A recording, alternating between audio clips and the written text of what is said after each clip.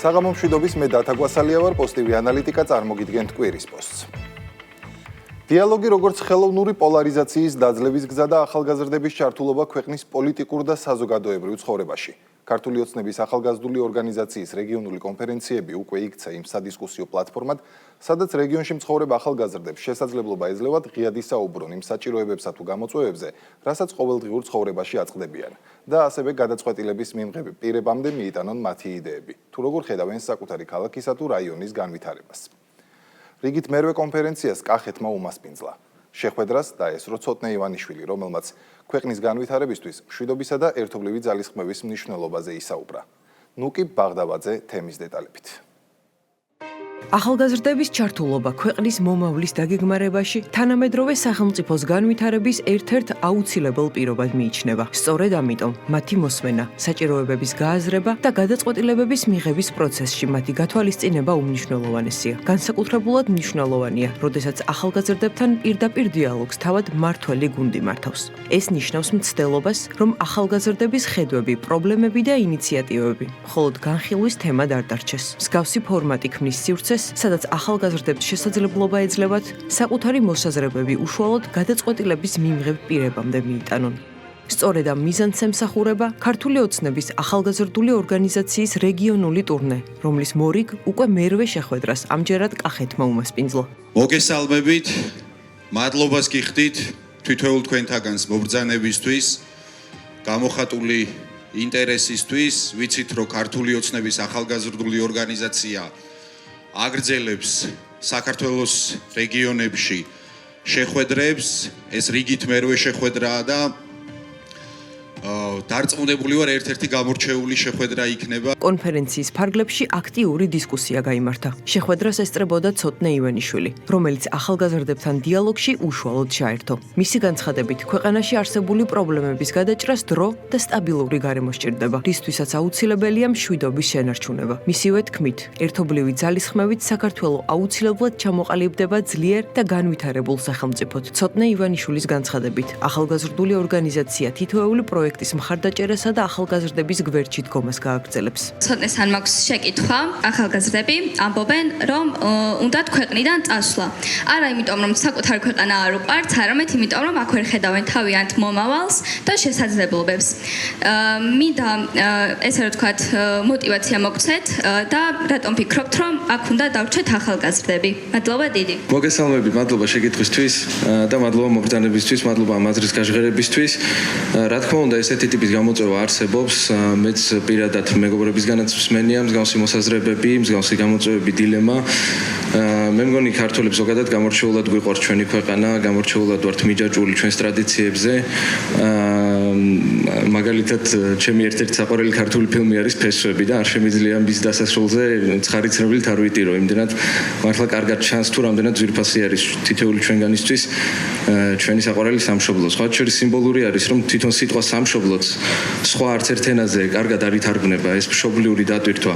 მეც ყოველ შემთხვევაში ინგლისურად, ფრანგულად არ მოძდევს იგივენაირი სიმბოლური სიღრმე, რომელიც თვითონ სიტყვა სამშობლოში ჩანს, ეს პირდაპირ კავშირი სიტყვა მშობელთან. კონკრეტულად ამ გამოწვევას რაც შეეხება, მაგალითად დღევანდელი შეხვედრაც შეიძლება იყოს გარკვეული ტიპის პასუხი ამასთან დაკავშირებით. ცხადია, რომ ბევრი პრობლემის გადაჭრა მოითხოვს დროს, მოითხოვს მდგრად სიტუაციას ქვეყანაში, აუცილებელი ფაქტორი ამისთვის არის მშვიდობა. მაგრამ მაგალითად დღეს რამდენი საინტერესო პროექტი მოვისმინეთ, რამდენი საინტერესო იდეა მოვისმინეთ აკადემიური კუთხით, კულტურული კუთხით, დარწმუნებული ვარ, რომ ახალგაზრდული ორგანიზაცია აუცილებლად გაუწევს შუამდგომლობას თითოეულ პროექტს, ეცდება რომ დაეხმაროს და გვერდში დაუდგეს თითოეულ ახალგაზრდას და ერთობლივი ძალისხმევით ჩვენი ქვეყნის განვითარებით აუცილებლად მჯერა მე რომ მივახცევთ იმას, რომ საქართველო იყოს ძალიან კაფიოდ წელში გამართული ქვეყანა და პირიქით არ არსებობდეს ის მომენტი, ის წასვლის სურვილი, რომელიც თქვენ აღწერეთ და ახსენით. რა თქმა უნდა, დროს სჭირდება ბევრ რამეს, დროს სჭირდება ბევრ პროექტს, მაგრამ ამისთვის ესენციალური და ფუნდამენტალური არის სტაბილური მდგომარეობა, მშვიდობა ქვეყანაში, რომელიც მადლობა ღმერთს გვაქვს და თავისთავად ვეცდებით ახალგაზრდული ორგანიზაცია ეცდება, მეც პირადად თუ რამე შემიძლია რომ თქვენ იდეებთან, პროექტებთან დაკავშირებით გვერდში დაგიდგეთ და ვეცადოთ ყველა კარგი იდეა და მოსაზრება განვახორციელოთ. მადლობა დიდი. დისკუსიის ფარგლებში კახეთის რეგიონში მცხოვრებმა სტუდენტებმა ისაუბრეს როგორც ახალგაზრდების საჭიროებებსა და გამოწვევებზე, ისე რეგიონის განვითარების საკითხებზე. განსაკუთრებული ყურადღება დაეთმო განათლებას, ახალგაზრდული სივრცეების განვითარებას, დასაქმების შესაძლებლობებს, სპორტულ ინფრასტრუქტურასა და პოლიტიკურ პროცესებში ახალგაზრდების უფრო აქტიურ ჯართულობას. გვინდა რომ პანკისის ხეობა ასოცირდებოდეს სპორტთან, განვითარებასთან, განათლებასთან და ახალგაზრდების შესაძლებლობებთან. ოდითგანვე პანკისის ხეობა გამორჩეოდა წარმატებული, მიზანდასახული და შრომისმოყვარე ახალგაზრდებით. და ბოლო წლების განმავლობაში განსაკუთრებით პანკისელმა ახალგაზრდებმა მიაღწიეს მრავალ წარმატებას. ეს კიდევ ერთხელ უსვამს ხაზს იმას, რომ პანკისის ხეობაში მართლაც არსებობს დიდი სპორტული პოტენციალი და ამისთვის პანკისის ახალგაზრდებს ძალიან გვინდა რომ არსებობდეს ძიუდო სპორტული ბაზა. პანკისის ხეობაში სულ რამოდენიმე წლის წინ გაიხსნა ძიუდოს დარბაზი, სადაც აქტიურად ვარჯიშობენ ბავშვები და წარმატებებსაც აღწევენ, ისაუბრეთ კიდევაც თქვენ და მე განსაკუთრებით ვიცი და განსაკუთრებით ვარ ჩართული ამ პროცესებში. ძალიან ბევრი მეგობარი მყავთ პანკისის ხეობიდან, რომლებთან ერთადაც ჩემი სპორტული კარიერის განმავლობაში ერთად ჭიდაობდით, ერთად ვიყავით საქართველოს ნაკრებში. ვიცით რომ ყავთ ოლიმპიური პრიზიორები, მსოფლიო ჩემპიონები, ევროპის ჩემპიონები და რა თქმა უნდა დიდი ყურადღება ჭირდება ამ მიმართულებით. არა მარტო სპორტული განვითარების კუთხით, არამედ რაზეც თქვენ ისაუბრეთ წეგან, რომ ჯანსაღი ცხოვრების წესი არის უმთავრესი. შეიძლება რაღაც მომენტში დიდ წარმატებას ვერ მიაღწიო, მაგრამ როდესაც ჯანსაღად ცხოვრობ, ნებისმიერ საქმეში გეძლევა საშუალება, რომ წარმატებული იყოს სხვადასხვა მიმართულებით. მე ვარ ნათია ჯანაშვილი, დედოფლისწყაროს მუნიციპალიტეტის წარმომადგენელი. და მე დღეს მოვედი ასეთი იდეით, იმიტომ რომ ჩვენ არ გვაქვს ტექნოპარკი და ეს არის მეტად მნიშვნელოვანი, ვინაიდან ახალგაზრდებს არ აქვთ ხელმისაწვდომობა და უწევთ რომ ისარგებლონ სხვადასხვა რეგიონში არსებული ტექნოპარკით. ძალიან დიდი, ასე რომ ვთქვათ, მოთხოვნა არის ამ მხრივ. რეგიონში არსებობს უკვე ტექნოპარკის გამოცდილება, ძალიან აქტიურად აქვს დანერგილი კახეთის რეგიონში ადგილობრივ თვითმმართველობების ტექნოპარკები. ძალიან კარგი იქნება თუ ყველა მუნიციპალიტეტში იქნება ნამდვილად, იმიტომ რომ ახალგაზრდას არ უნდა უწევდეს რომ დატოვოს თავისი მუნიციპალიტეტი და გადავიდეს მეზობელ მუნიციპალიტეტში იმისთვის რომ მიიღოს ის ახალგაზრდული შესაძლებლობები. მაინტერესებს აი თქვენგანს როგორი ტიპის ტექნოპარკი გჭირდებათ, როგორც უკვე აქვთ სხვა მუნიციპალიტეტებს ისეთი ტიპის თუ განსხვავებული ხედვები გაქვთ. აი გაგვიზიარეთ ეს. ვფიქრობ რომ აი გურჯაანში არსებული ტექნოპარკის გაზიარება ჩვენთან იქნება ძალიან საინტერესო, იმიტომ რომ მოცემული თავისებურებები რაც აქვს მას, ვფიქრობ რომ მეტად იქნება ჩვენთვის შესაფერისი, შესაბამისი და რა თქმა უნდა ამას ცალკეც კიდევ დეტალურად გაგიზიარებთ. დღესდღეობით ახალგაზრდებს როგორც სხვა რეგიონებში, ასევე თელავის რეგიონში აკლიათ ახალგაზრდული ღონისძიებები, სადაც ისინი გაერთობიან და თავიანთ შესაძლებლობებსაც გამოავლენენ. აღფრთოვანებული ვარ თქვენი მონდომებით, თქვენი აი ამ სულისკვეთებით, რომ რაღაცა უკეთესი გარემო გქონდეთ თქვენს რაიონში, თქვენს სოფელში, თქვენს ქალაქში და რაც შეიძლება მეტად იყოს ის თქვენი სურვილები, ის თქვენი ხედვები და გეგმები გათვალისწინებული ადგილობრივ და ცენტრალური ხელისუფლების დონეზე. ის პრობლემა, რაც თქვენ დაასახელეთ, აუცილებლად იქნება მონიშნული და შეძლების დაგვარად, როგორც იქნება შესაძლებლები, აუცილებლად დაგიბრუნდებით პასუხით და რა თქმა უნდა საქმით. ყველასთვის მნიშვნელოვანია დედოფლისწყაროს მუნიციპალიტეტის კულტურის სახლის რეაბილიტაცია. ოღონდ არა ისე როგორც ინფრასტრუქტურული მიმართულება, არამედ განვიხილოთ როგორც პოტენციალი, რომელიც მას გააჩნია. უახლოეს პერიოდში შევძლებთ, რომ მაქსიმალურად იყოს ყველა იმ ადგილას, სადაც შესაძლებლობა იქნება ამისი მოკლევა და შირო გაკეთდეს. სადაც არსებული შენობები არის უკვე შესაძლებელია შედარებით მოკლევადაში მოხდეს ამის რეაბილიტაცია. ვიცით, რომ რიგ შემთხვევაში საერთოდ შენობა ნაგებობაც არ არსებობს და რა თქმა უნდა ამას ცოტა დრო დაჭირდება, იმიტომ რომ პროექტირებას შემდგომ ბევრი საფეხურია გასავლელი და ცოტა მეტი დრო დაჭირდება. თქვენ შემთხვევას აუცილებლად მოვინიშნავთ და გეთანხმებით სრულიად ყველა იმ გამოთქმულ აზრში, რამხელა მნიშვნელობას ატარებს ამ ყველაფრის შექმნა და მე დარწმუნებული ვარ უახლოეს პერიოდში აუცილებლად შეიქმნება და გაკეთდება ის სივრცე, რაზე თქვენ საუბრობდით.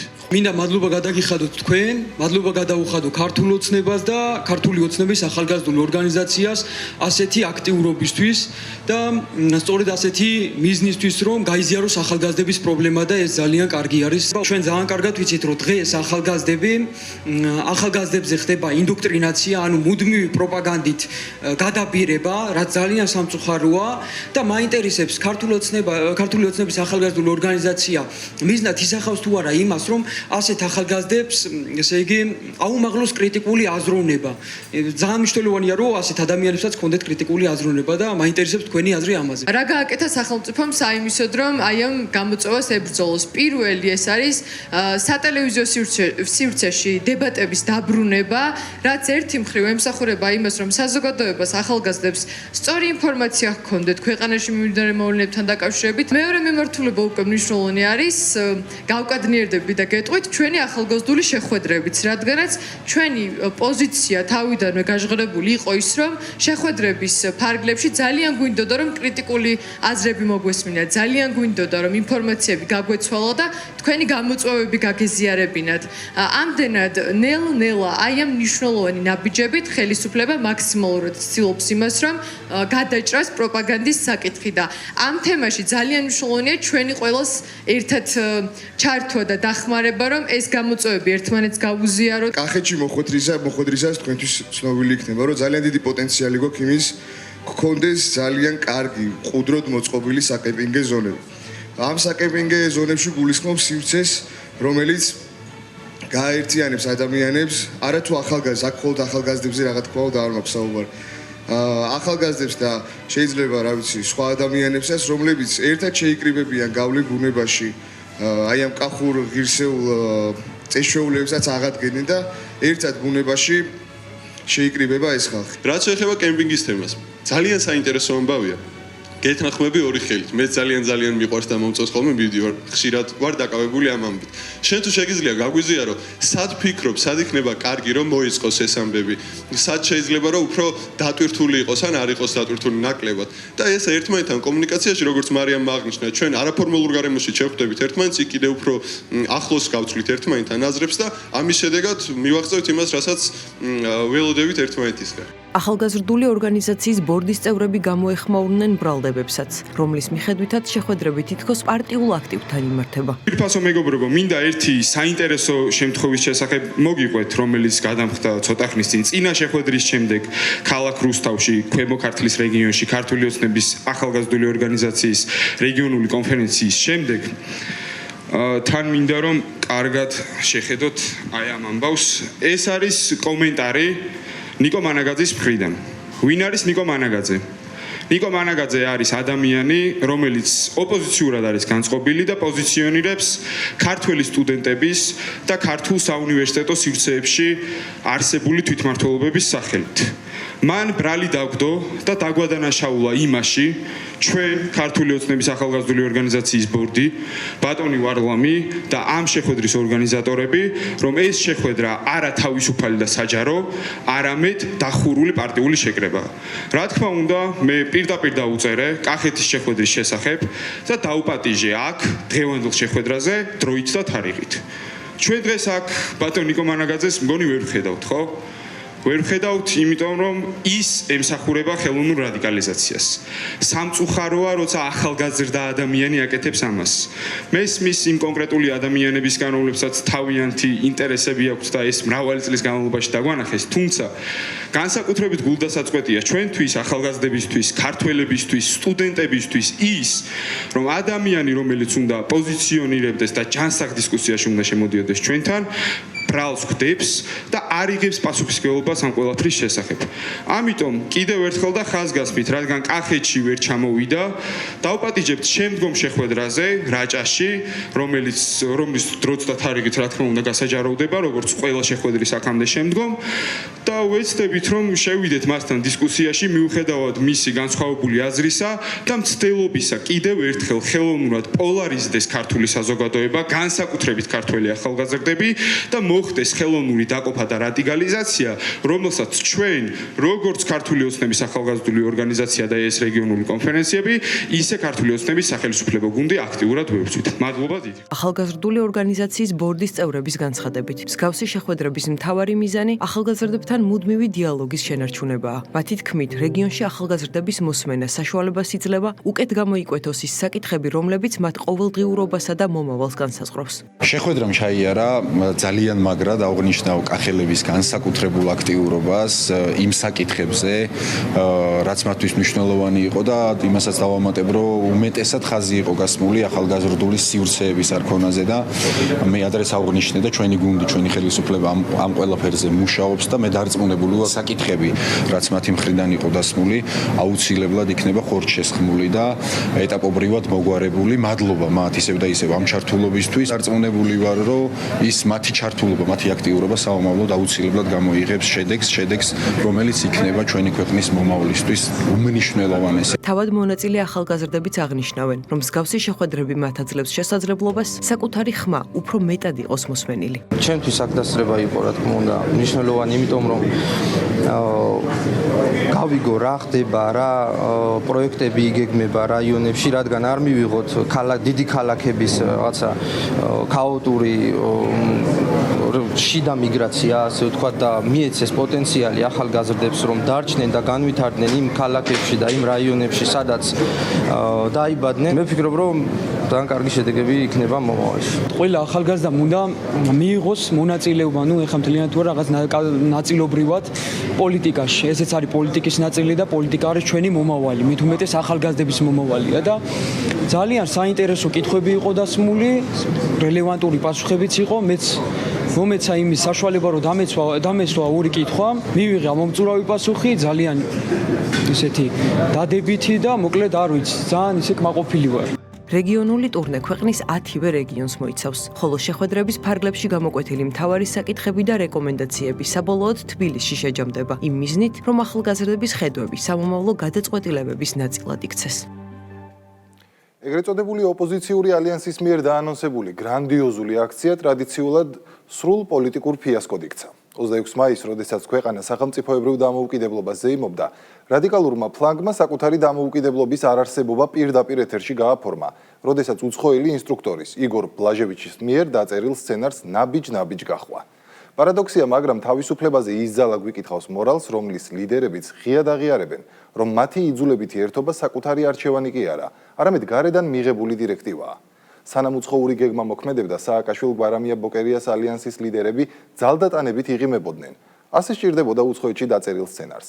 მაგრამ როგორც კი ფარდა დაეშვა და კამერების წინ მოწყობილი აქცია დასრულდა, კოლექტიური ნაცმოძრაობა უმალ დაუბრუნდა საკუთარ ბუნებრივ მდგომარეობას. ურთიერთბრალდებებს, შიდა ომებსა და ახალი მოღალატეების ძიებას საკუთარ რიგებში. გურან და ბილიხოძე გიამბობთ რადიკალური ოპოზიციის მორიგ მარცხზე. გეგმა რა არის? აი შეიკრიბებით, გამოსვლები იქნება და შემდეგ რას აპირებთ? ამას ნახავთ აუცილებლად.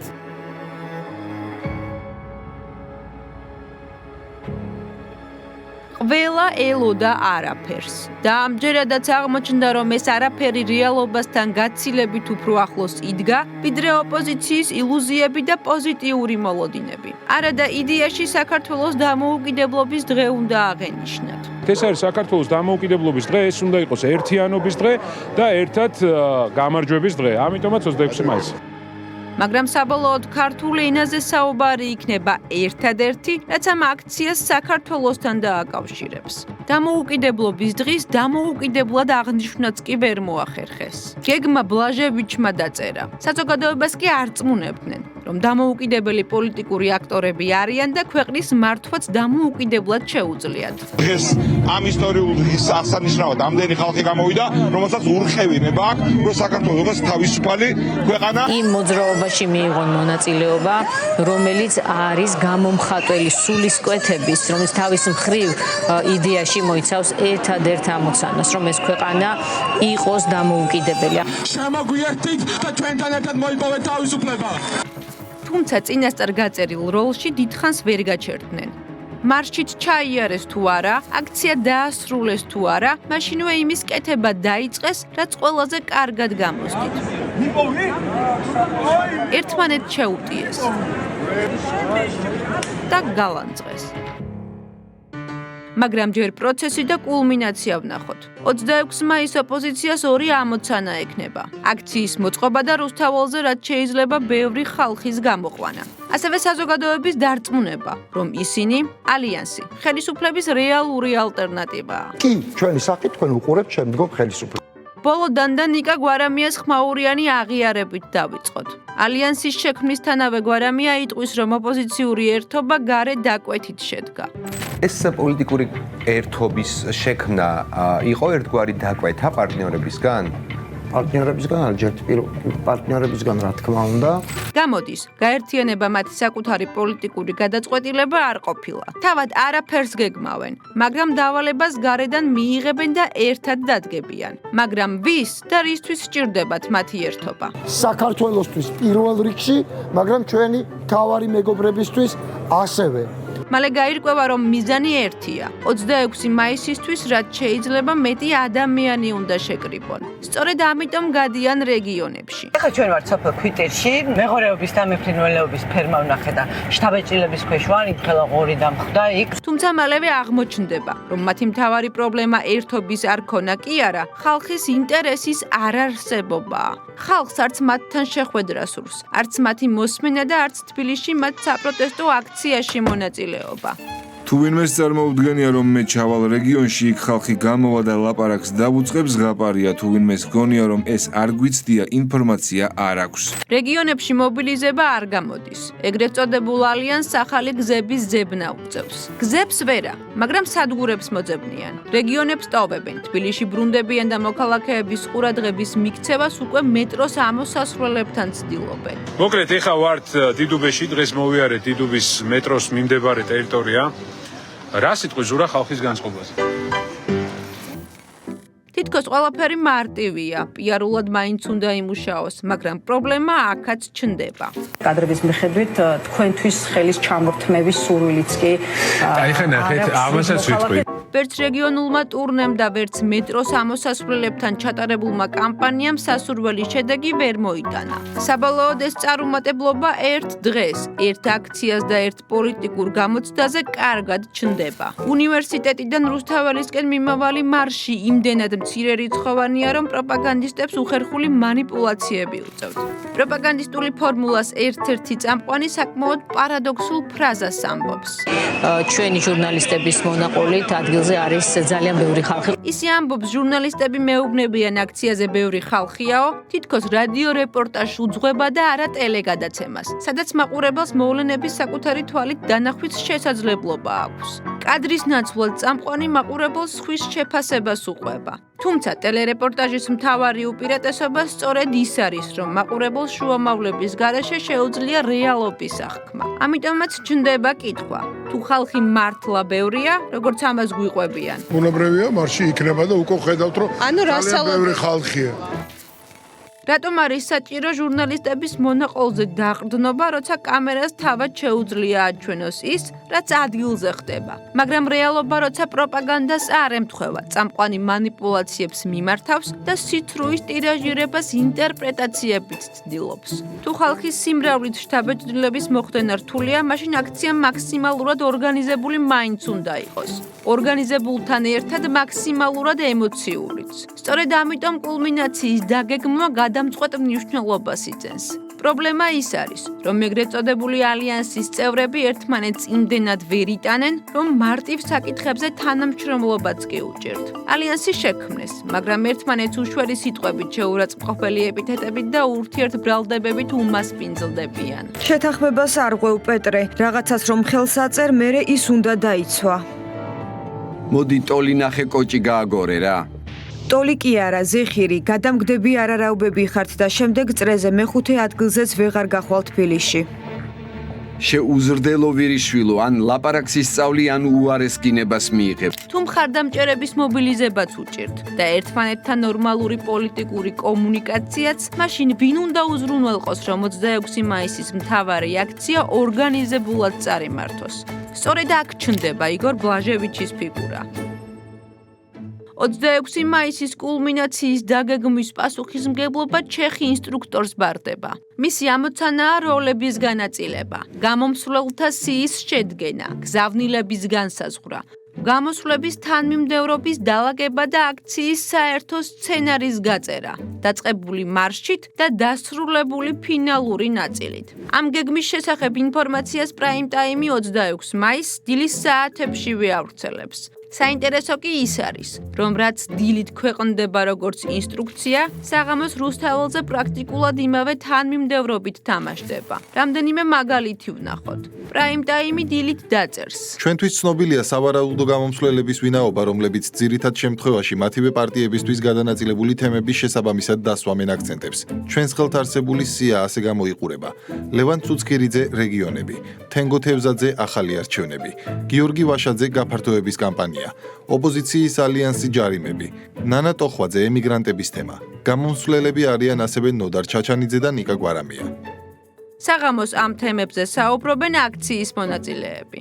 დღეს დამევალა რომ ემიგრანტებისთვის მიგვემართა ყველას ერთად. ყველაზე შორეულ სოფელშიც კი მივიტანთ თავისუფლებისთვის ბრძოლის, სამართლიანობის, ნამდვილ სამართლიან ჭეშმარიტ სიტყვას. ჩვენ მარტში ვიყავით იმერეთში, აპრილში ვიყავით აჭარაში, ახლა რამოდენიმე დღეში მივდივართ კახეთში. დღეს გვაერთიანებს საქართველოს დამოუკიდებლობა, ელენე ხოშტარიას გარეშე, ვიშას გარეშე, ლევანის გარეშე, სხვების გარეშე, არჩევნები იქნება სამართლიანი. დილით პრაიმ ტაიმი დაწერს. პრაიმ ტაიმის ინფორმაციით აქციის ბოლოს უნდა გამოცხადდეს საზაფხულო კამპანია. ქართველი ხალხი უკეთეს სიმსახურებს. ოპოზიციის დავალებაა შექმნას განცდა, რომ მათი ერთობა რეალური და ნამდვილია და მაქსიმალურად შეეცადონ შიდა დაპირისპირების დამალვას. აქციის ბოლოს ვაშაძე აქციაზე შეკრებილ აქტივისტებს სწორედ ამ ფრაზას ააკრეფინებს მობილურ ტელეფონში. ამოიღეთ ტელეფონები თუ შეიძლება, გავხსნათ Facebook-ი და ავკრიბოთ სამი სიტყვა. საქართველო, აი თქვენთან ერთად მეც ავკრიბავ ახლა. საქართველო იმსახურებს უკეთეს. უგვეზარება. დავკოშკა, ყველაფერი არა. არ გაგვეზარდა. თუ შეძლებთ ფერადი ფონიც აერჩიეთ. უბრალოდ დამთხევა? თუ ნიკა გვარამიას განმარტებას დავეყრდნობით, დიახ, დამთხევაა. ბლაჟევიჩს საერთოდ არ იცნობს. თუმცა იგივე პრაიმ ტაიმის ინფორმაციით, სწორედ ნიკა გვარამია ის ერთ-ერთი ფიგურა, ვისაც ჩეხი ინსტრუქტორთან უშუალო კონტაქტი აქვს. ბატონო ნიკა, პრაიმ ტაიმმა გამოაქვეყნა ამ დილით წერილი და ანუ ერთ-ერთში გამართლდა ის. არა, გენაჩვალი, არ ვიცი ეს ბლაჟევიჩი ვინ არის, ხო გითხარით? არ ვიცი. ვიცი გორან ივანიშევიჩი და რაღაცა ნიკოლა იოკიჩი და არ ვიცი ეს ბლაჟევიჩი. არ ვიცნო. თუმცა გვარამიასა და ალიანსის სხვა ლიდერების უარყოფის მიუხედავად, აქციის სცენარი სრულად დაემთხვა ბლაჟევიჩის მიერ წინასწარ გაწერილ გეგმას. 26 მაისის დასრულების შემდეგ უცნაური სურათი მივიღეთ. ერთადერთი დეტალურად გაწერილი გეგმა, რომელიც საზოგადოებამ რეალურად ნახა, ბლაჟევიჩის სახელით გავრცელებული გეგმა აღმოჩნდა. ბლაჟევიჩს არ იცნობენ, მაგრამ საკუთარი გეგმა დაავიწყდათ. არა და გეგმასთან ერთად გვირდებოდნენ განსხვავებულ ატმოსფეროს, განსაკუთრებულ სანახაობას, ახალ გეგმას, ახალ ეტაპს და ახალ პოლიტიკურ რეალობასაც კი. საინტერესო იქნება აბსოლუტურად განსხვავებული თავისი შინაარსით. იცით რომ ზოგადად ჩვენ ძალიან გვახასიათებს ახლებური ახალი თაობის მიდგომები, ამიტომ ბევრი საინტერესო რამ იქნება. მაგრამ 26 მაისის აქციაც არაფრით დასრულდა. ყველაფერმა საკმაოდ შაბლონურად ჩაიარა. ყველა ეს ლაივი იქნება ზოგიერთი გინებით, იქნება ნანახი, გათვალისწინებული მარში გამოსვლების სიმბოლური სცენები. თუ რა თქმა უნდა მარკო რუბიოსთვის ანთებული მობილურები იმ გრანდიოზულ გეგმად არ ჩაითვლება, რომლის ანონსსაც კვირეების განმავლობაში ვისმენდით. რუბიოს ერევანში უნდა მივესალმო თბილისიდან. უფრო მეტნი უნდა ვიყო თბილისში, ვიდრე მას შეხვდებიან ერევანში. რუსთაველიდან გვარამია რუბიოს მიმართავს. ამბობს თითქოს ის ერევანშია, მაგრამ ამერიკის სახელმწიფო მდივანს იმ დროს სომხეთი უკვე დატოვებული ჰქონდა. მინდა მივესალმო კვლავ თბილისიდან ერევანში მარკო რუბიოს და მივესალმო თქვენთან ერთად ჩვენი ტელეფონების ანთებით თუ არ დაგეზარებათ, იქნებ ეს გავაკეთოთ. საბოლოოდ აღმოჩნდა, რომ ყველაზე ნათელი რამ 26 მაისის აქციაზე თავად მობილურების ფანრები იყო. მაგრამ სცენარი მხოლოდ ამით არ შემოფარგლულა. მას შაბლონური ემოციური ეპიზოდებიც ჰქონდა. ერთ-ერთი ასეთი ეპიზოდი ეს ახლად დაქორწინებული წყვილია. პროპაგანდისტული მედია ამ კადრს როგორც განსაკუთრებულად ამაღელვებელ მომენტს ისე წარმოაჩენს. ასე PR ტექნოლოგიები ცდილობენ მაყურებელს დაანახონ, რომ ჩვენს წინ ჩვეულებრივი პოლიტიკური ღონისძიება კი არა, განსაკუთრებული საზოგადოებრივი მოვლენაა. თუმცა მალევე ირკვევა, რომ ამ ისტორიის მთავარი პერსონაჟები პროფესიონალი მოდელები არიან, რომლებსაც გადაღება ჰქონდათ და ასე მოხვდნენ რუსთაველზე. კადრები, რომელიც გავრცელდა რო ვითომ ჩვენ აქციის მონაწილეები ვიყავით, რეალურად ჩვენ ვართ მოდელები და გქონდა გადაღება. ნამდვილად არასასიამოვნო იყო მეც რომ ვნახე ეს კადრები, მივწერე რამოდენიმე გვერდს რო აიღო კადრები. მაგრამ ეს ერთადერთი ფარსი არ არის. ტაშითა და ოვაციებით პიკაპის მძღოლსაც შეხვდებიან. ისე აჩვენებენ თითქოს მოხალისე გამოჩნდა. გაარღვია 1000 წინააღმდეგობა, რომ აქციაზე მოსულიყო და ამ თავისუფლებისთვის მებრძოლ აქტივისტებს დახმარებოდა. სწორედ ამ ავტომობილის საბარგულზე მონტაჟდება აპარატურა და იქმნება იმპროვიზირებული სცენა, საიდანაც ლიდერები შეკრებილებს სიტყვით მიმართავენ. მაგრამ მალევე ირკვევა, რომ ავტომობილის მძღოლიც მოატყუეს. უთხრეს, თითქოს მანქანა კონცერტის გასამართად სჭირდებოდათ. თავს მე ვგრძნობ მოტყუებულად, იმიტომ რომ არ ვიცოდი სად მივდიოთ. მე ინფორმაცია მქონდა, რომ რაღაცა პატარა კონცერტი მით უნდა ჩატარებულიყო და მუსიკები უნდა ყოფილიყო იქ და რავი შევედი თუ არა 50 კაცი ავიდა ფუტბოლზე ღია მანქანით ვიყავი და რავი გაივსო მთელი მანქანა 51 სკოლა როა მაგის უკაში შესაძლებელი რო არის მანდადეს ეს დინამიკები და გამოვედი მაქედან სიტუაცია ესე იყო რომ მე გაგარიდებ ამ ხალხსო 2-3 კილომეტრიაო გასავლელიო აქვეაო რა მანქანაზე დარჩება დინამიკებიო და შეუძლებელია რომ რავი 2 საათის მერე 3 საათი იქნება სამოვალთო უპრობლემოთო. ასე ხდება ეს მძღოლი ბლაჟევიჩის გეგმის ნაწილი. სამართლიანობა მოითხოვს აღინიშნოს, რომ ჩეხ ინსტრუქტორს ალიანსზე გარკვეული პოზიტიური გავლენა მაინც ჰქონდა. სანამ ბლაჟევიჩის ინსტრუქციებს მიჰყვებოდნენ, იღიმოდნენ, ერთად იდგნენ, ერთმანეთს თითქოს უსმენდნენ კიდეც. მაგრამ როგორც კი 26 მაისი დასრულდა და ბლაჟევიჩმა მათ ხელი გაუშვა, როლით დამთავრდა და ყველა ისევ საკუთარ რეალურ მეს დაუბრუნდა. აღმოჩნდა, რომ ზოგს აქცია არ მოეწონა. ზოგს სლოგანი. და სადღაც არის 2003 წლის ვარდების რევოლუციის სტერეოტიპი და ვერ ამოდის ეს ხალხი. საქართველოს იმსახურებს უკეთეს, სრულიად უკბილო და არაადეკვატური ლოზუნგია, ჩემთვის მიუღებელია დავარცხნილი ფსევდოდემოკრატიული რიტორიკა, შემოდგომაზე შევიკრიბებით უფრო მეტი, ძალიან მავნე გეგმაა. სამწუხაროდ როგორც ველოდი გუშინდელი აქციაც მოლიგი გასეირნება აღმოჩნდა და ამიტომ არ წავედი მე. მალე შევხვდებით აქციაზეო, როდის არის ეს მალე და რა გეგმით მივდივართ ამ მალემდე არაფერი ვიცით. რა საქართველოს იმსახურებს უკეთეს ეს სლოგანი ვინ მოიგონა საერთოდ ასეთი სლოგანი საარჩევნო კამპანიისთვისაც კი ზედმეტად ზოგადი და არაფრის მთქმელი არათუ საპროტესტო მოძრაობისთვის. გუშინ მაგარი აქცია იყო, ეს მხოლოდ დასაწყისია, სლოგანი არ ვარგა. ნაცვლად იმისა, რომ გაიაზრონ, რატომ არ გამოდის ხალხი აქციებზე და ეგ პრობლემა მოაგვარონ თავს, იტყუებენ და სხვებსაც ატყუებენ, სხვებს ატყუებენ ხოლმე ძირითადად, რომ აქციაზე გამოსულების რაოდენობას კი არ აქვს მნიშვნელობა, მთავარია ტელევიზორში. ბევრი უყურებდა და ეს ადასტურებს, რომ პროტესტი არსებობს ხალხში და მხარს გვიჭერენო. შემდეგ ერთმანეთს გადახედეს, ძველი წყენებიც გაიხსენეს, ძველი დაპირისპირებებიც დააბრუნეს და მალევე ისევ იმ მდგომარეობაში აღმოჩნდნენ, რომელშიც ალიანსის შექმნამდე იყვნენ. სააკაშვილი მელიას წინააღმდეგ გამოვიდა. გვარამიაზე უხერხული მინიშნება გააკეთა. მელიამ გრძელი და მკაცრი ტონით უპასუხა.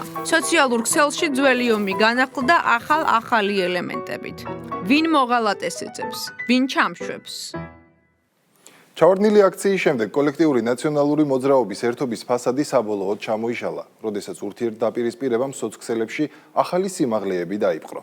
ნიკა მელიას მიერ სააკაშვილის წინააღმდეგ გავრცელებული მწვავე Facebook მანიფესტი ადასტურებს რეალობას, რასაც დიდი ხანია საზოგადოება ისედაც ამჩნევს. ოპოზიციურ ფლანგზე პარტნიორობა კი არა, პირადი ამბიციების სასტიკი ომი მიმდინარეობს. ნაცმოძრაობის რეჟიმის თანაშემოქმედები ორ ფლანგად გაიყვნენ. სანამ ერთი ნაწილი ბელადის ძველი კულტის გაცოცხლებას უშედეგოდ ცდილობს, მეორე ფლანგი გვარამიასა და ჩერგოლეიშვილის დირიჟორობით პატიმარი ლიდერის პოლიტიკურ იზოლაციასა და მისი ამომრჩევლის გადაბირებას გეგმავს. თავად სააკაშვილის მიერ საკუთარი მოკავშირეების მავნებლებად მონათვლა კი ადასტურებს, რომ ეს ხელოვნური ალიანსი ჩასახვის სტადიაშივე განწირული იყო დაშლისთვის. ანი ნადირაშვილი თემის დეტალებით. სააკაშვილს უყვარს ღალატი, მაგრამ სძულს მოღალატე, სადაც სააკაშვილია, იქ ქვეყნის ინტერესი არაა, იქ მხოლოდ კერძო ეგოისტური ინტერესია. შენ შეგეშინდა, რომ პარტია შენს გარეშე შეიძლებოდა არსებობდეს. სააკაშვილისთვის ტყუილი და უტიფრობა პროზაულია. ეს მხოლოდ ცალკეული ფრაზებია იმ წერილიდან, რომელსაც ნიკა მელია ციხიდან აქვეყნებს. ეს უკვე აღარ არის ჩვეულებრივი პოლიტიკური უთანხმოება. ბრალდებები სერიოზული და მძიმეა. რაც შეეხება უშუალოდ მის ჩამოსვლას ადგილობრივი არჩევნების წინ, ის საკუთარმა დაუძლებელმა ეჭვიანობამ აიძულა ჩამოსულიყო. მხოლოდ გვარით მოიხსენიებს, არც სახელით მიმართავს და არც რაიმე პოლიტიკური სტატუსით. თითქოს შეგნებულად უსვამს ხაზს, რომ მისთვის ის პოლიტიკური ფიგურა აღარ არის. უკვე არც ავტორიტეტია და არც პატივისცემას იმსახურებს.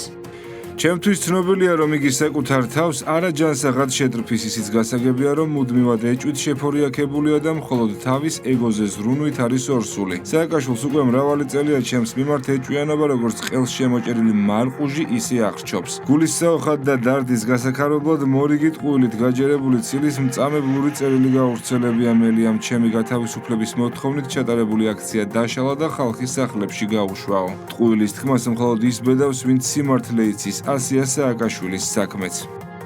მელიას წერილმა კიდევ ერთხელ დაადასტურა ნაციონალური მოძრაობის ძველ, ახალ და ყოფილ ლიდერებს შორის დაპირისპირება დაუნდობელ ომში გადაიზარდა. ამ ომში კი ნებისმიერი დარტყმა დასაშვები და შესაძლებელია. ამ დაპირისპირების ლოგიკას დეტალებში თუ ჩავყვებით, ვნახავთ, რომ სააკაშვილი მელიას ადანაშაულებს ღალატში, მელია კი სააკაშვილს. თითოეულს ღალატის თავისი ისტორია აქვს, ხოლო ეჭვების გასამყარებლად საკუთარი არგუმენტები. სააკაშვილისთვის ეს ისტორია 2021 წლიდან იწყება. იმ დროს ექს-პრეზიდენტი უკვე დაკავებულია და ვივამეთში იმყოფება. მელია კი უკვე 1 წელია ნაციონალურ მოძრაობაში სააკაშვილის პოლიტიკურ თანამდებობას იკავებს. ის პარტიის თავმჯდომარეა. მელიასგან უკვე მხოლოდ პოლიტიკური აქციების ორგანიზებას აღარელიან. მისგან სააკაშვილის გათავისუფლების კამპანიის გაძლიერებას და უფრო რადიკალურ მოქმედებებს მოითხოვენ. ერთ-ერთი გეგმის მიხედვით საპროტესტო აქცია ჯერ რუსთაველზე უნდა გამართულიყო. შემდეგ საპროტესტო მსვლელობა ვივამედისკენ უნდა დაძრულიყო და ბოლოს პოლიტიკური ბელადი დაეხსნათ.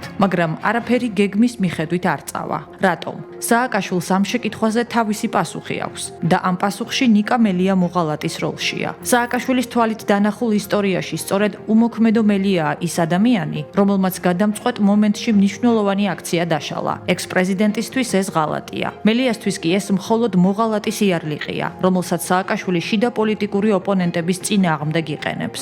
მელიას თვალით დანახულ ისტორიაში კი ყველაფერი პირიქით არის. მოღალატე სააკაშვილია. ნიკანორ მელია პირდაპირ წერს, რომ სააკაშვილს უყვარს ღალატი. მეტიც ის სვამს კითხვას. ხომ არ უღალატა ექს-პრეზიდენტმა საკუთარ თანამებრძოლებს, ოპოზიციას და იმ მიზნებს, რომლებზეც წლების განმავლობაში საუბრობდა. თუმცა სააკაშვილისგან განსხვავებით ის არც ღალატის ისტორიის დეტალებს ყვება და არც მის შინაარსს ხსნის. მხოლოდ მიანიშნებს, რომ რაღაც კონკრეტული ეპიზოდი არსებობს. თანაც როგორც ამტკიცებს, სააკაშვილს ეს ძალიან აწუხებს. ისევე როგორც არსებობს ვიღაც ინკოგნიტო ფიგურა, ვინც თითქოს სააკაშვილი დაარწმუნა საქართველოში ჩამოსულიყო. ერთ-ერთი ყველაზე ხმაურიანი და საინტერესო ბრალდება მელიას წერილში სწორედ სააკაშვილის დაბრუნებას ეხება. 2021 წლის ადგილობრივ არჩევნებამდე 2 დღით ადრე სააკაშვილი სოციალურ ქსელებში ვიდეო მიმართვებს აქვეყნებს. ერთ ვიდეოში ამბობს, რომ ბათუმშია, მეორეში ფოთში, შემდეგი კადრი უკვე თბილისშია ჩაწერილი. მალე ეს ვიდეოები რეალურ კადრებს ცვლის. საზოგადოება ხედავს, როგორ აკავებენ ექს-პრეზიდენტს თბილისში. მოგვიანებით გაირკვევა, რომ სააკაშვილი საქართველოში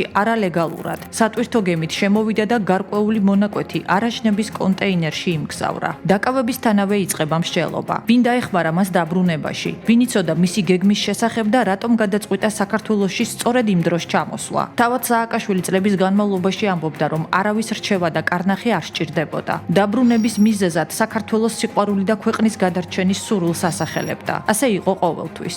თუმცა ციხიდან გამოგზავნილ წერილში ნიკა მელია სააკაშვილის დაბრუნებას პოლიტიკურ შიშს და ეჭვიანობას უკავშირებს. ვახსენე 2021-2022 წლები, რაც შეეხება უშუალოდ მის ჩამოსვლას ადგილობრივი არჩევნების წინ, ის საკუთარმა დაუძლებელმა ეჭვიანობამ აიძულა ჩამოსულიყო.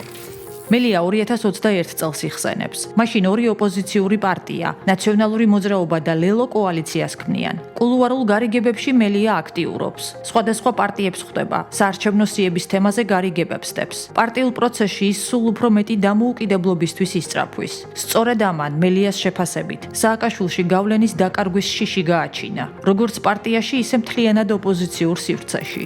პლუს სააკაშვილს ის კაციც და სხვებიც ეუბნებოდნენ, თუ ის არ ჩამოვიდოდა საქართველოში, მელი ამას პარტიას წაართმევდა, თუმცა ის ამ ფობიით უკვე ისედაც შეპყრობილი იყო. სწორედ ეს გახდა უნდობლობისა და დაპირისპირების ერთ-ერთი მთავარი მიზეზი. მელია ამ წერილით ფაქტობრივად ამბობს. სააკაშვილის დაბრუნება არც გმირობის აქტი იყო, არც პოლიტიკური თავგანწირვა და არც დიდი სტრატეგიული გეგმის ნაწილი. ის ბრუნდება იმიტომ, რომ ხედავს, როგორ იკრებს გავლენებს მელია. იმდენად ეჭვიანობს, რომ ბრუნდება. მე ბრუნდები. ამ წერილით ის ცდილობს აჩვენოს, რომ კონფლიქტის მიზეზი პოლიტიკური განსხვავება კი არ იყო, არამედ სააკაშვილის პირადი შური და ეგო. ექს-პრეზიდენტის ჩამოსვლა და დაკავება გავლენას პოლიტიკურ პროცესებზეც ახდენს. ჯერ ოპოზიციური ერთობა იშლება, შემდეგ არეულობა იწყება თავად ნაციონალურ მოძრაობაშიც. სააკაშვილს ყველაფერი პარტიაშიც და ოპოზიციაშიც მის დღის წესრიგზე გადაჰყავს. 2023 წელს მელიასა და სააკაშვილს შორის დაპირისპირება უკვე ღია კონფრონტაციაში გადადის. მელია მარცხდება და პარტიას წერილში მოყვანილი ყველა ბრალდება სააკაშვილის შიშებს, ეჭვებს და ეგოიზმს უკავშირდება. მაგრამ ამ წერილის კონტექსტი მხოლოდ წარსული არ არის. მისი ნამდვილი კონტექსტი დღევანდელი პოლიტიკური დაპირისპირებაა. ამჯერად უკვე სააკაშვილსა და ალიანსის ლიდერებს შორის. ალიანსის შექმნიდან სულ რამდენიმე დღეში პირველი სერიოზული კონფლიქტი იფეთქებს. თამარ ჩერგოლეიშვილი ნაციონალურ მოძრაობას ალიანსიდან გარიცხვით ემუქრება. ხოლო სააკაშვილის გუნდის წარმომადგენელი პეტრე ცისკარიშვილი მას მწვავე და შეურაცხმყოფელი ტერმინოლოგიით პასუხობს. შეთანხმებას არ ყვევ პეტრე, რაღაცას რომ ხელს აწერ, მერე ის უნდა დაიცვა. მოდი ტოლი ნახე კოჭი გააგორე რა. ტოლი კი არა, ზეხირი, გადამგდები არარაუბები ხართ და შემდეგ წრეზე მეხუთე ადგილზეც ვეღარ გახვალ თბილისში. შეუზრდელო ვირიშვილო, ან ლაპარაკს ისწავლი, ან უარესკინებას მიიღებ. გაიგე შეხის თავიანო. ერთობის იდეა ჯერ კიდევ ფორმირების ეტაპზე იყო, როდესაც ამ ორ პოლიტიკურ ბანაკს შორის ხმაური და უკმაყოფილება ჩნდება. სააკაშვილი ხედავს, როგორც ცდილობენ ალიანსის წევრები რეგიონებში და მეტროს ამოსასვლელებთან ხალხთან კომუნიკაციას. ცდილობენ, მაგრამ არ გამოსდით. ამიტომაც იტყვის, რომ ოპოზიცია მძიმე კრიზისშია. ოპოზიცია უმძიმეს კრიზისშია, ის გადაიქცა ტელეეთერებიდან და ფეისბუქიდან მოსაუბრე პოლიტმიმომხილველებად, რომლებიც დამატებით კიდევ ერთმანეთთან გადაკიდებულ კუტოკებადაა დაყოფილი. საპროტესტო მოძრაობას სჭირდება კუტოკებს მიღმა, გასვლა და ფართო ადამიანური ქსელის შექმნა. ალიანსის წევრები სოციქსელებიდან ურჩევენ პატიმარ ექს-პრეზიდენტს გაჩუმდეს. ამასაც რომ ავუკრძალოთ, სულ ცოტა ხნით ციხიდან წერილების წერა არ გიფიქრიათ? მოგვიანებით სოციქსელში დაწერენ, რომ მიშას გაჩუმების პოსტები ნიკა გვარამიას დაორგანიზებული იყო. ოპოზიციის კულისებში ნიკა გვარამია დასახელდება ნიკა მელიას ხმაურიანი წერილის რეალურ ავტორადაც. სააკაშვილს არც 26 მაისის აქცია მოსწონს და არც მისი სლოგანი. საქართველო იმსახურებს უკეთეს, სრულიად უკბილო და არაადეკვატური ლოზუნგია, ჩემთვის მიუღებელია დავარცხნილი ფსევდოდემოკრატიული რიტორიკა, შემოდგომაზე შევიკრიბებით უფრო მეტი, ძალიან მავნე გეგმაა. ამიტომაც ყველას ისევ მის გარშემო გაერთიანებას ურჩევს. მელიას წერილის კონტექსტიც სწორედ ეს არის. ის წარსულის ისტორიებს მხოლოდ იმისთვის არ იხსენებს, რომ ძველი ანგარიშები გაასწოროს, არამედ იმისთვის, რომ ახსნას, რატომ უპირისპირდება სააკაშვილი მათ ახლა. მელიას ამ წერილით სურს აჩვენოს. სააკაშვილის ფაქტორი ყველაფერს აფუჭებს. მისი შიში, ეჭვიანობა და ბოღმა ყველაფერს ანგრევს და აფუჭებს. ამ ეგოიზმით ის თანამშრომლობის ნაცვლად მუდმივად ახალ კონფლიქტებს წარმოშობს. თუმცა ის რაც მელიას წერილის და სააკაშვილის პოსტების შემდეგ დაიწყება ქაოსს უფრო გავს. კოლექტიური ნაცმოძრაობის ბაბლი ფეთქდება ბრალდებებითა და ურთიერთსაყვედურებით. ერთი ნაწილი სააკაშვილს იცავს და ადიდებს. მეორე ნაწილი თანაუგრძნობს მელიას და ალიანსის სხვა ლიდერებს. ჯერ მოღალატეს ეძებდნენ და ყველა მოღალატედ გამოაცხადეს. ახლა დამნაშავეს ეძებენ. პროცესი ხმაურიანია. გიორგი ბარამიძე ტრადიციულად სააკაშვილის დაცვაშია. ნიკა მელიას წერილს სრულ ბოდვას უწოდებს. ირწმუნება, რომ უკრაინიდან ის მხოლოდ საქართველოს სიყვარულმა დააბრუნა. სრული ბოდვა პირდაპირ გეუბნებით და ტყუილი მიხეილ სააკაშვილი საქართველოს ჩამოიყვანა საქართველოს სიყვარულმა და არა პარტიაში მელიასთან კონკურენცია. ნუ აი ეს როგორი ბოდვაა, იცით რა აი რა გითხრათ ახლა რომ ეს კონტექსტი თავისთავად აჩენს კითხვას.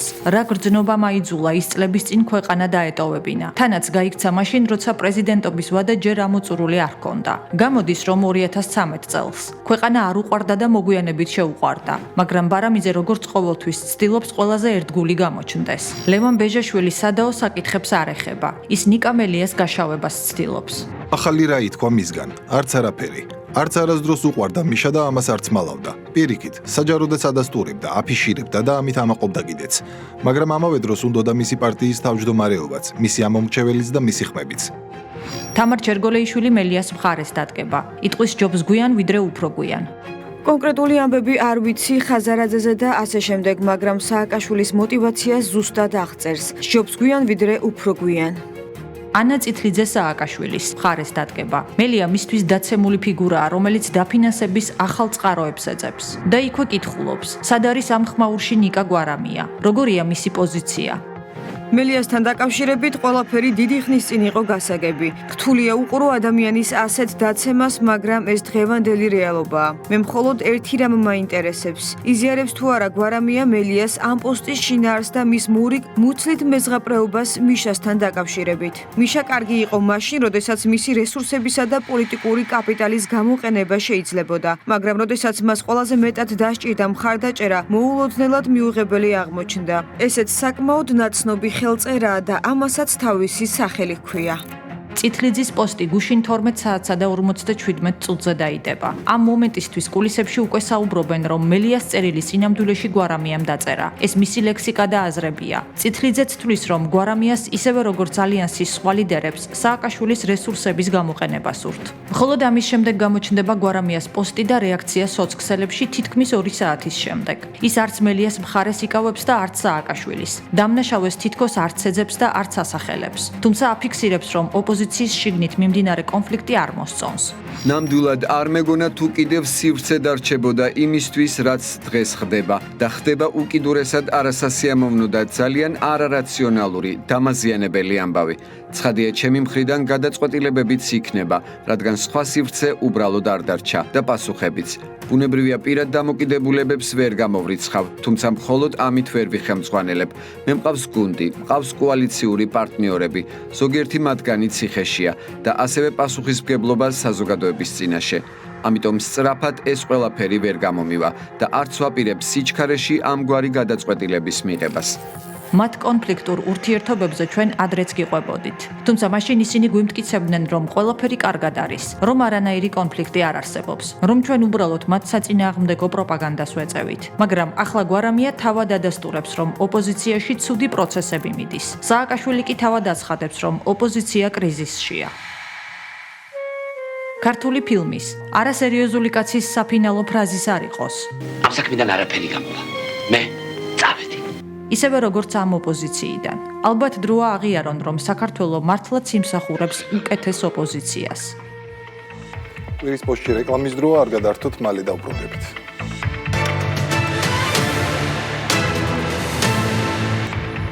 კვირის პოსტი დაბრუნდა პირდაპირ ეთერში. გავრცელებულმა კადრებმა საზოგადოებაში ბუნებრივი მძაფრი რეაქცია გამოიწვია. პოლიციელები, ვისი უპირველესი მოვალეობაც მოქალაქის დაცვაა, თავად იქცნენ ძალადობის ავტორებად. საგულისხმოა, რომ მსგავსი ერთეული შემთხვევებისგან არც ერთი თანამედროვე დემოკრატია არ არის დაზღვეული. მაგრამ სამართლებრივი სახელმწიფოს სიმწიფის ტესტი სწორედ იმაზე გადის, თუ რა რეაგირება მოჰყვება მსგავს დანაშაულს. ეს ერთგვარი ტესტი იყო, რომელიც სახელმწიფომ ჩააბარა, როდესაც 6-ვე მოქმედი თანამშრომელი 24 საათზე ნაკლებ დროში დააკავა. კოლექტიური ნაცმოძრაობა, ყალბი, თეატრალური პათეტიკით შეეცადა ამ ინსტიტუციური რეაგირების გადაფარვას და სისტემური დანაშაულის ნარატივით манипуლირებდა. როგორც ჩამოშალა კანონის უზენაესობამ ოპოზიციის ყალბი პათეტიკა რამდენიმე საათში და სადგადის ზღვარი ინდივიდუალურ გადაცდომასა და იმ ნამდვილ სისტემურ ტერორს შორის, რომლის შემოქმედებიც დღეს საზოგადოებას მორალს უკითხავენ. დეტალები ჩვენ სიუჟეტში. ეს კადრები, რომლებიც სოციალურ ქსელში ელვისებური სისწრაფით გავრცელდა, ნებისმიერი საზოგადოებისთვის შემაშფოთებელია. პოლიციელები, რომელთაც წესრიგი უნდა დაეცვათ, თავად გახდნენ უფლებამოსილების გადამეტებით ძალადობის შემოქმედნი.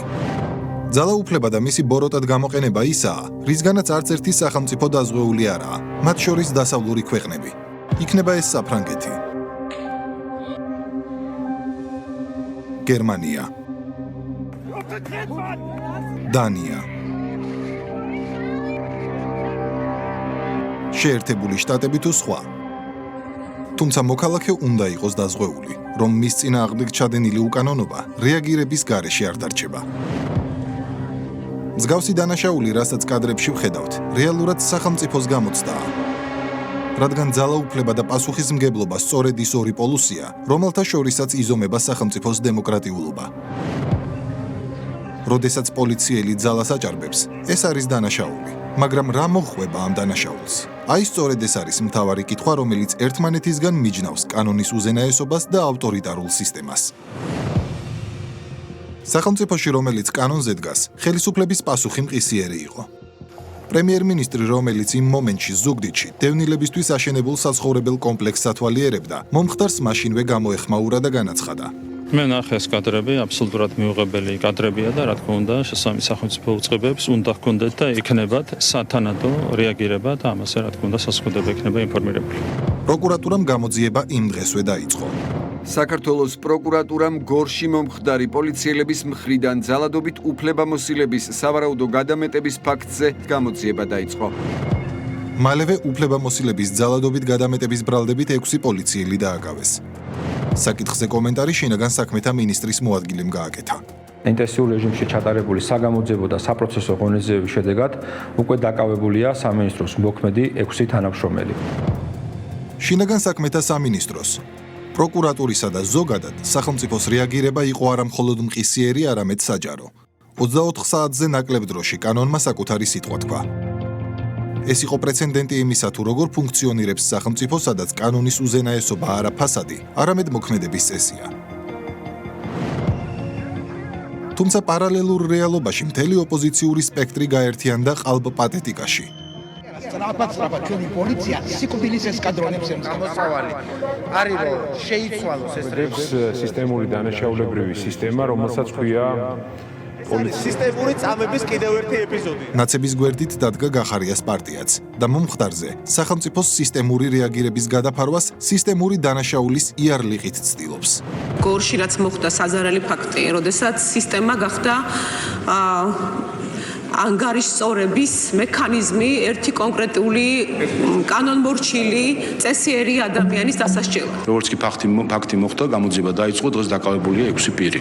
მე მგონი სახელმწიფოს პასუხი ეს არის და რა ის ყალბი, ტირილნალევი ტონი, რომელიც თქვენ ყალბ პათეტიკას ავლენს ხოლმე ყოველ ჯერზე. შეგახსენებთ, თქვენი პარტიის თავმჯდომარე გიორგი გახარია იმყოფება მიმალვაში გერმანიაში, ის შეიფარა უცხო ქვეყანამ ადამიანმა, რომელმაც ზუსტადად საპოლიციო ღონისძიება ჩაატარა ისე, რომ დააზიანა მოქალაქეები. თქვენი პარტიის თავმჯდომარე ჩამოიყვანეთ საქართველოში, ჩაჯდეს იქ და პასუხი აგოს სასამართლოს წინაშე იმ სავარაუდო დანაშაულთან დაკავშირებით, რომლის დაკავშირებით ბრალდება აქვს წარდგენილი. გახარიას პარტია და ნაცმოძრაობა იდენტური ლოზუნგებითა და დღის წესრიგით. ეს უკვე ბევრჯერ ნანახი პოლიტიკური თეატრია.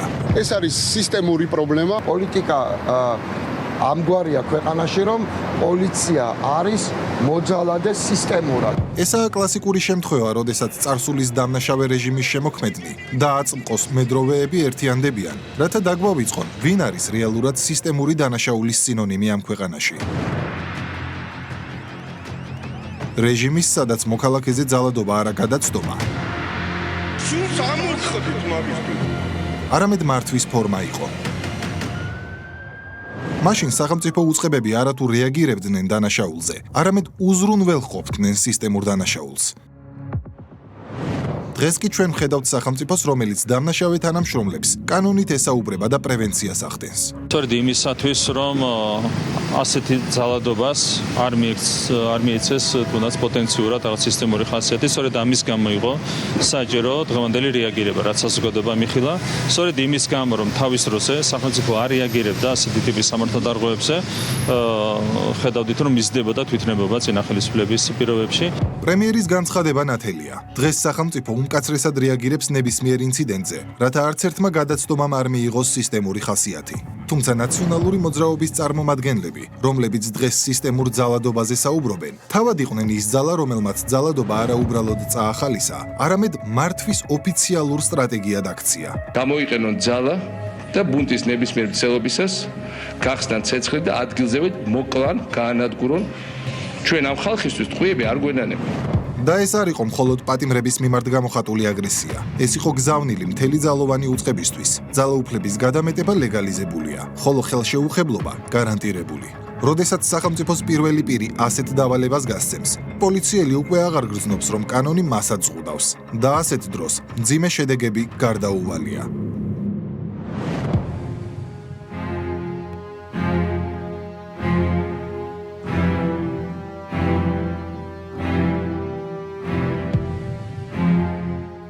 ძალადობა ხდება არა გამონაკლისი, არამედ სისტემური ნორმა. შემდეგ კი ის სისტემატიურ ხასიათს იძენს. ეს გვარები, რობაქიძე, ვაზაგაშვილი, გირგვლიანი და კიდევ ასობით მოკლული, ქართული საზოგადოებისთვის მხოლოდ რეჟიმის მიერ მოკლული ადამიანები არ არიან. არამედ ეს არის კოლექტიური ტკივილი და მახსოვრობა, თუ რა ხდება მაშინ, როდესაც კანონი ძალადობრივი სისტემის მორჩილი ხდება. და ამ სისტემის მთავარი შემოქმედი, მიხეილ სააკაშვილი, როდესაც გორის ინციდენტს ადარებს ციხეში, მის დროს სამართალდამცავთა უფლებამოსილების არათუ მხოლოდ გადამეტებას, არამედ პატიმრების წამებას და ამბობს. ციხის კადრები რუსების შეკვეთით იყო დადგმული და იყო რუსული დიდი სპეცოპერაციის ნაწილი და გორის კადრები კი ნამდვილი. ის არა მხოლოდ სპეკულირებს გორის ინციდენტით, არამედ საკუთარი პოლიტიკური ისტორიის რედაქტირებასა და გადაწერას ცდილობს. მაგრამ ხშირად არქივის არსებობა ავიწყდება. დღეს კანონი ყველასთვის თანაბარია, მაშინ როცა სააკაშვილის დროს კანონი მის ახირებებს ემორჩილებოდა. დანაშაული მის დროს პრივილეგია იყო, რასაც ძალოვნები უმაღლესი პირებისგან იღებდნენ. დავნიშნეთ 26 წლის ბაჩო ახალაი, რომელიც შევიდა და დაიწყო წესრიგის დამყარება. წესრიგი რა მეთოდებით დამყარდა? იმავე მეთოდებით, რასაც ისინი აკეთებდნენ. ზემით ოღონდ განსხვავება ის იყო, რომ საზოგადოებას ეს აღარ ეხებოდა. ის რომ ადამიანებს ციხეში ურტყავდნენ, მე ვიცოდი და ჩემგანში ყველა მიცოდა.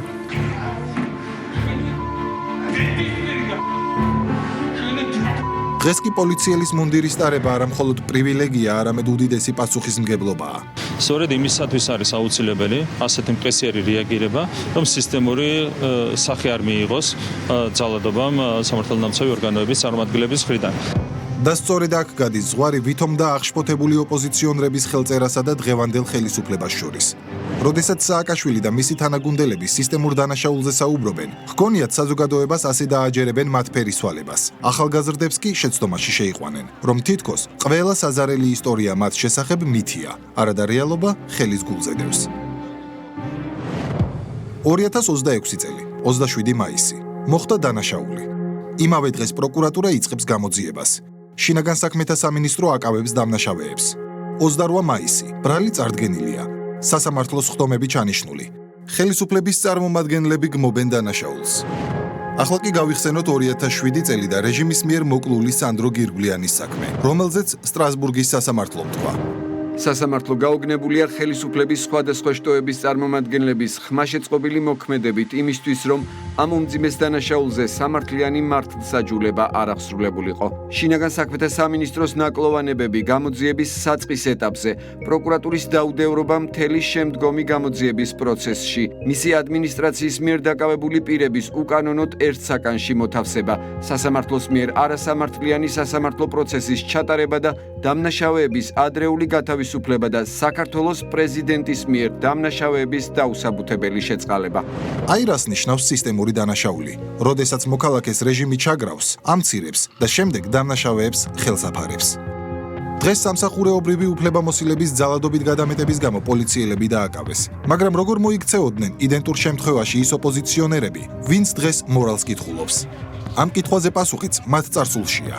2004 წლის 23 ნოემბერს, როდესაც უფლებამოსილების გადამეტებით პოლიციელებმა ახალგაზრდა ბიჭი, ბუტა რობაქიძე მოკლეს, სისტემას ისინი კი არ დაუსჯია, არამედ იმიჯს გაუფრთხილდა.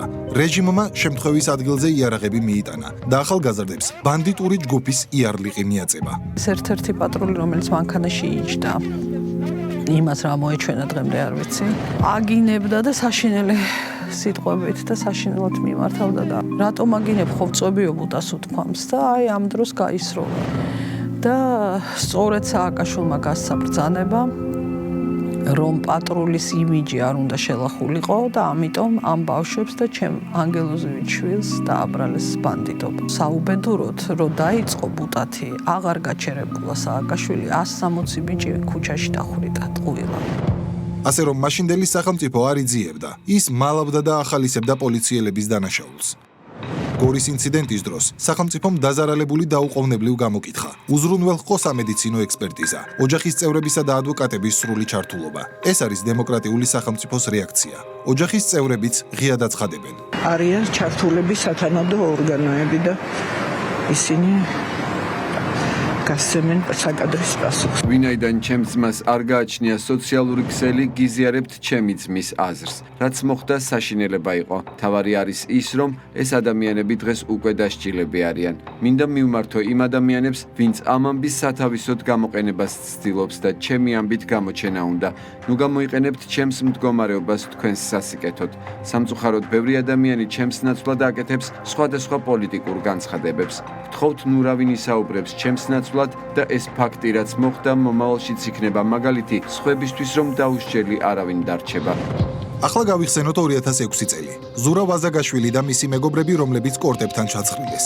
მათ სიცოცხლის უფლება წაართვეს. ტელევიზიით შევიტყვეთ როგორ ჩაცხრილეს ჩემი ძმისშვილი კორტებთან. დამნაშავედ გამოაცხადეს, თვითონ საყაჩაღოდ მიდიოდა. ამ დროს არანაირი ფაქტი არ ჰქონდა, ცრუმოწმეები დაიყენეს. შვილმკვდარ მამაზე ზეწოლას ახდენდნენ. მთელი პოლიცია და პატრული იყო იქ. როგორ მიშას გარეშე ფირცხალავამ ამდე ხალხს გამოიყვანდა, ყველა დანაშაულის უკან და მკვლელობის უკან იდგა მიშა სააკაშვილი. ეს იყო მათი სტანდარტი, ვინც დღეს ყველაზე მეტად მორალისტობს. მათი სისტემა შიშზე იდგა. შიში იყო ის ფაქტორი, რომლითაც ნაცრეჟიმი მართავდა ქვეყანას. და თითქოს მათთვის ეს გართობა იყო. შუა ქუჩაში ადამიანების ჩაცხრილვა თითქოს სიამოვნებასაც კი ანიჭებდათ. მათი რიგებიდან დამნაშავის ძიება იმას ნიშნავდა, რომ სისტემას უნდა ეღიარებინა საკუთარი დანაშაულებრივი ბუნება, რაზეც არასდროს წავიდოდნენ, რადგან თავადვე იყვნენ ამ დანაშაულის დამკვეთებიც და პოლიციური ძალადობის არქიტექტორებიც, რაც სვანეთის სპეცოპერაციის დროსაც გამოჩნდა, როდესაც ასეულობით სპეცრაზმელმა ვერტმფრენებით შეუტია ერთ ოჯახს, სადაც არასრულწლოვნებიც იმყოფებოდნენ. მე გავეცი ბრძანება, მესტიას დაპატრონებული ბანდიტების განადგურების და ერთი წამით ამას არ უნანობ. და ჩემი ბრძანებით ჩვენი ვერტმფრენებიდან გაიხსნილი იქნა ცეცხლი, მათ შორის რაკეტებით ეს კოშკები განადგურდა და მათ შორის ბანდიტებიც განადგურდნენ და ეს იყო სწორი გადაწყვეტილება. და რა შეიძლება იმაზე უფრო ირონიული იყოს, რომ მსგავსი წარსულის შემოქმედნი დღეს ერთეულ გადაცდომას, რასაც სამართლებრივი რეაგირება უმალვე მოხვა, სისტემურ დანაშაულად მოიხსენიებენ. ცალკეულ გადაცდომებზე სისტემური კანონისმიერი რეაგირება დღევანდელი ხელისუფლების ხელწერაა. ჩვენ ვნახეთ, როგორ დააკავეს ჟურნალისტებზე თავდამსხმელი სპეცრაზმელები. მაშინ როდესაც 2007 წლის 7 ნოემბერს უამრავი ადამიანი დასახი ჩრდა და არავინ დასჯილა. ხელისუფლება სპეცრაზმით შევარდა ტელევიზიაში. ორსულ ჟურნალისტსა თუ სხვა თანამშრომლებზე ფიზიკურად იძალადეს და ის, ვინც დღეს მორალისტობს იმედის დარბევას და 7 ნოემბერს მსგავსი ღიმილით იხსენებს და პრობლემას სულ სხვა რამეში ხედავს. რომ შევიდა სპეცლაზე, ხა გავიგეთ რომ შევიდა სპეცლაზე, შემდეგ და გამორთეს იმედი ანციდან. მირე გავჭამჭა. ხო რა იყო მეთქი და რა ტელევიზიას არ ვებთო? აქ ვუყურებ პირდაპირ ეთერში. შენ არ იცი პირდაპირ ეთერში ვუყურებ დედასვიცა. როგორ პირ? არა, კი ვიცოდი კაცო რომ ძალიან იყო გაცემული, ახლა მართლა ის ყوار ვიყავი რა ფია სკოლის მოსწავლე. როგორ ვუყურებ მეთქი პირდაპირ ეთერში გამორთულ ტელევიზორს? აღმოჩნდა რომ გამორთეს ანზიდან ტელევიზია. და გაწყვეტილების მიმღებს ეგონა რომ ანძაზე არის მიბმული ყველა მაყურებელი. ამ დროს ანძა არის 15-ია 20% მაყურებლების. ან გავიხსენოთ 2011 წლის 26 მაისი, როდესაც აქციაზე დარბევის შედეგად 4 ადამიანი დაიღუპა. და არათუ ვინმე დასჯილა პირიქით, მოკლული ჯიხურის სახურავზე შემოდეს და სისტემამ დანაშაულის ჩაფარცხვა დაიწყო, როდესაც მისი სიკვდილი დენის დარტყმას დააბრალა. სწორედ ასე გამოიყურება რეალურად სისტემური დანაშაული და მისი შემოქმედი რეჟიმის ლოზუნგი.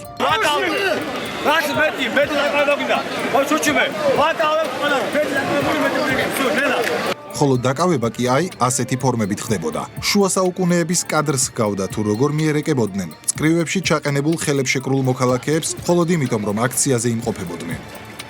ახლა კი ამ წარსულით დამძიმებულები ფიქრობენ, რომ ხსნას გორის ინციდენტში იპოვიან და აქციებს აწყობენ ბაჩო ახალაიას მხარდამჭერები. ყოველთვის კაცი იყო ბაჩო ახალაია. თქვენ რომ შვიდად დაგეძინათ სახლში, ყველაფერი სასწორზე დადო. ის ადამიანი და თუ ჰიპოთეტურად ვინმეს მაინც სჯერა, რომ ისინი მართლა შეწუხებულები არიან მოქალაქის ბედით, რომლის უფლებებით სახელმწიფო მყისიერად დაიცვა, ან მართლა გახდნენ ჰუმანურები. მოусმინეთ კიდევ ერთხელ რას ამბობს ნიკა გვარამია, ოპოზიციის ლიდერი პერიოდზე, რომელმაც სისტემური ძალადობისგან ასობით მოკლული დაუტოვა ქვეყანას. ნაციონალური მოძრაობის დროს მთავრობაში ვიყავი და ძალიან მეამაყება ეს ამბავი. მოდი ესე ვთქვათ, უკეთესი მთავრობა ამ ქვეყანას არ ყოლია ჯერ. ისინი ამაყობენ იმ რეჟიმით, რომლისთვისაც დამნაშავე პოლიციელის დასჯა არასამართლიანობა, არამედ ბზარი იყო იმ ძალადობრივ სისტემაში, რომელზეც მათი ძალაუფლება იდგა. მათთვის პოლიციელი იყო არა კანონის მცველი, არამედ რეჟიმის იარაღი, რომლის ხელშეუხებლობაც თავად სისტემის არსებობის გარანტი იყო. სწორედ ესაა მთავარი განსხვავება. ნაციონალური მოძრაობისთვის პოლიციელის დანაშაულის დაფარვა და სისტემური დანაშაული იყო პოლიტიკური აუცილებლობა არსებობისთვის. დღევანდელი ხელისუფლებისთვის კი დამნაშავის დასჯა, განურჩევლად მისი თანამდებობისა და უფლებამოსილებისა, არის პრინციპი. მნიშვნელობა არ აქვს, ვინ ძალადობს, იქნება ეს მოქალაქე ჩვეულებრივი თუ იქნება სამართალდამცავი ორგანოს წარმომადგენელი, ყველას მიმართ კანონი უნდა ახსოვდეს. დღევანდელი ხელისუფლება არა პოლიციურ შიშზე, არამედ კანონზე დგას და ამიტომაც არ ეშინია კანონის ძალით დაუპირისპირდეს სამართალდამცავებსაც კი. და გორის ინციდენტი იყო სწორედ ის ტესტი, რამაც კიდევ ერთხელ დაადასტურა, რომ სახელმწიფოს ძალა არა მხოლოდ მის ხელთ არსებულ ძალაუფლებაში, არამედ პასუხისმგებლობაშია საზოგადოების წინაშე. ბიძინა ივანიშვილის ინიციატივითა და ფონდი ქართუს მხარდაჭერით განხორციელებული პროექტი თბილისის ურბანული ტყე დასკვნით ეტაპზეა.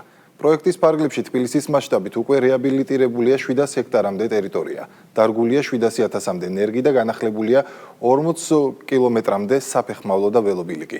მათ შორის მოეწყო 20 კილომეტრამდე ახალი ბილიკი. პროექტის მიმდინარეობისასვე მოიჭრა 52.000 გამხმარი ხე და გაკეთდა 4 ახალი ჭაბურღილი, რომელიც 200 ჰექტრამდე ტერიტორიას სარწყავის სისტემით ამარაგებს. რეკრეაციული მიზნებისთვის მოეწყო ტურისტული ინფრასტრუქტურაც, რომელიც მაქსიმალურადაა შერწყმული არსებულ ლანდშაფტსა და რელიეფთან.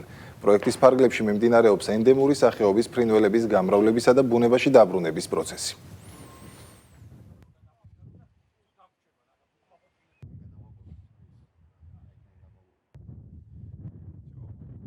თბილისის ურბანული ტყე ეს არის უნიკალური პროექტი, რომელიც არის ალბათ ითქვას ყველაზე მასშტაბური რეკრეაციული და ეკოლოგიური სივრცე დედაქალაქისთვის და შეიძლება ამას ყოველგვარი გადაჭარბების გარეშე უწოდოთ დედაქალაქის თბილისის ამ შემთხვევაში ფილტვები. გამხმარი ხეები მოიჭრა, ახლებით შეივსო და ახლობით 100.000-ობით ხეის შანაცვლა.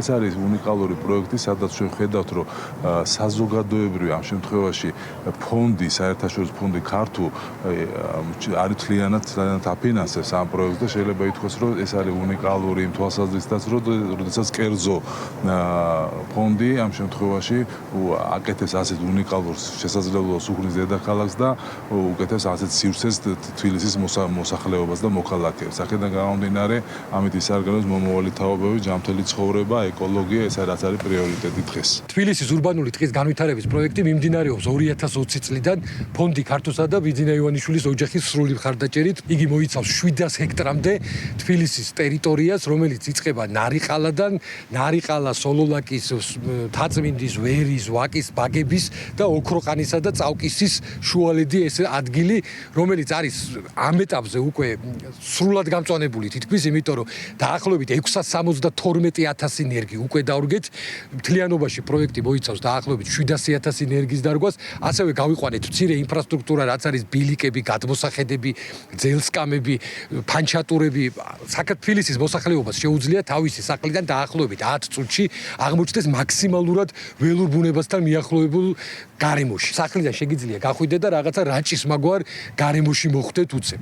ასევე მნიშვნელოვანი არის, რომ ის ნერგები, რომლებიც ჩვენ დავრგეთ, ეს არის დაახლოებით 53 სახეობის ბოტანიკოსების მიერ ვრცელი კვლევის შემდგომ დადებული სახეობებია და მათი უმეტესობა მოიცავს როგორც ენდემურს, ასევე ქსეროფიტებია. ვერ ნახე ადამიანი, რომელიც არ იყოს განცვიფრებული და აი დადებითი განწყობით